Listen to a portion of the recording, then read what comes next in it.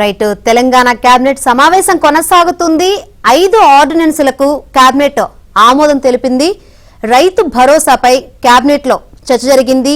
ROR చట్ట సవరణ bill, Panchayati Raj చట్ట సవరణ బిల్లును ఆమోదించినట్లు తెలుస్తుంది. రైట్. ఇదే అంశానికి సంబంధించి మరిన్ని వివరాలు అందించేందుకు మా ప్రతినిధి నరసింగరావు సిద్ధంగా ఉన్నారు.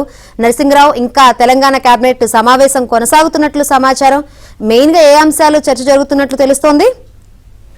జయశంకర్, దాదాపుగా 2 గంటలుగా కేబినెట్ సమావేశం జరుగుతుంది. సీఎం రేవంత్ రెడ్డి అధ్యక్షతన ఈ సమావేశం కొనసాగుతుంది. ప్రధానంగా ఈ అసెంబ్లీ సమావేశంలో కొన్ని కీలక బిల్లుల్ని ప్రవేశపెట్టాలని చెప్పి ప్రభుత్వం నిర్ణయించింది. సో అంతకంటే ముందు బిల్లుల్ని ప్రవేశపెట్టాలంటే కేబినెట్ ఆమోదం పొందడము కంపల్సరీ. కాబట్టి అందులో భాగంగా ఈ రోజు కేబినెట్ సమావేశాన్ని నిర్వహిస్తా ఉన్నారు. ఈ కేబినెట్ లో అనేక అంశాల మీద, ఈ బిల్స్ తో పాటు కొన్ని కీలకమైనటువంటి అంశాలపైన కూడా చర్చిస్తున్నారు. ప్రధానంగా ఈ రోజు అయితే ఈ పంచాయతీరాజ్ కు సంబంధించినటువంటి 3 బిల్స్ కి కేబినెట్ ఆమోదం ఇచ్చినట్టుగా తెలుస్తా ఉంది.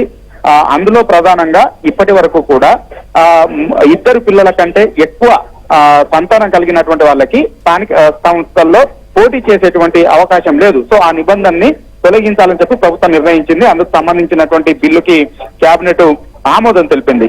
అంతేకాకుండా మండల పరిషత్ ఏర్పాటు కూడా అశాస్త్రీయంగా ఉంది. కొన్ని మండలాల్లోనేమో 5 అంతకంటే ఎక్కువ మండలాల్లోనే మండల పరిషత్తుల్లో ఎంపీటీసీలు ఉన్నాయి. అదేవిధంగా కొన్ని మండలాల్లోనేమో 3, 4, 2 కూడా ఉన్నాయి. సో ఇట్లా అశాస్త్రీయంగా ఉన్నటువంటి మండల పరిషత్లు దాదాపుగా రాష్ట్రంలో 22 ఉన్నాయి. అందులో కూడా కామన్ గా మినిమం 5 ఎంపీటీసీలతో ఒక మండల పరిషత్ ఏర్పాటు చేయాలని చెప్పి ప్రభుత్వం నిర్ణయం తీసుకుంది. అందుకు సంబంధించినటువంటి చట్ట సవరణ బిల్లు కూడా ఈ రోజు కేబినెట్ లో ఆమోదం తెలిపినట్లుగా తెలుస్తా ఉంది.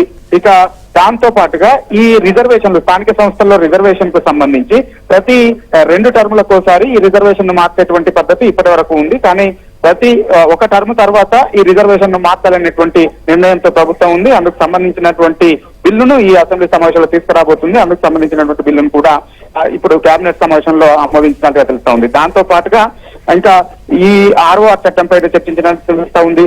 హైకోర్టుకు సంబంధించి మున్సిపల్ చట్టంలో కొన్ని చట్ట సవరణ సంబంధించినటువంటి బిల్లు పైన కూడా ఈ రోజు కేబినెట్ లో చర్చిస్తా ఉన్నారు. దాంతో పాటుగా ప్రధానంగా ఈ రైతు భరోసా పైన కూడా కీలకమైనటువంటి నిర్ణయం తీసుకోవాలనేటువంటి తీసుకునేందుకు ప్రభుత్వం సంసిద్ధమైంది. ఈ జనవరి నుంచే రైతు భరోసా ఇచ్చేందుకు కూడా ప్రభుత్వం సన్నద్ధం అవుతా ఉంది. అయితే ఎవరికి, ఏ రైతులకు ఇవ్వాలి, ఎంత కండిషన్ ఎంత వ్యవసాయం ఉన్నటువంటి రైతులకు ఇవ్వాలి అనేటువంటి దానిపైన కూడా ఈ సమావేశంలో చర్చిస్తా ఉన్నారు. అంతేకాకుండా పాల్వంచ, భద్రాద్రి కొత్తగూడానికి సంబంధించి కూడా కలిపి ఒక మున్సిపల్ కార్పొరేషన్ ఏర్పాటు చేసేటువంటి అంశం పైన కూడా చర్చిస్తా ఉన్నారు. మరి కాసేపట్లోనే ఈ కేబినెట్ సమావేశం ముగుస్తుంది. పూర్తి వివరాలు మరి కాసేపట్లో వస్తాయి. రైట్. Thank you Narasingarao.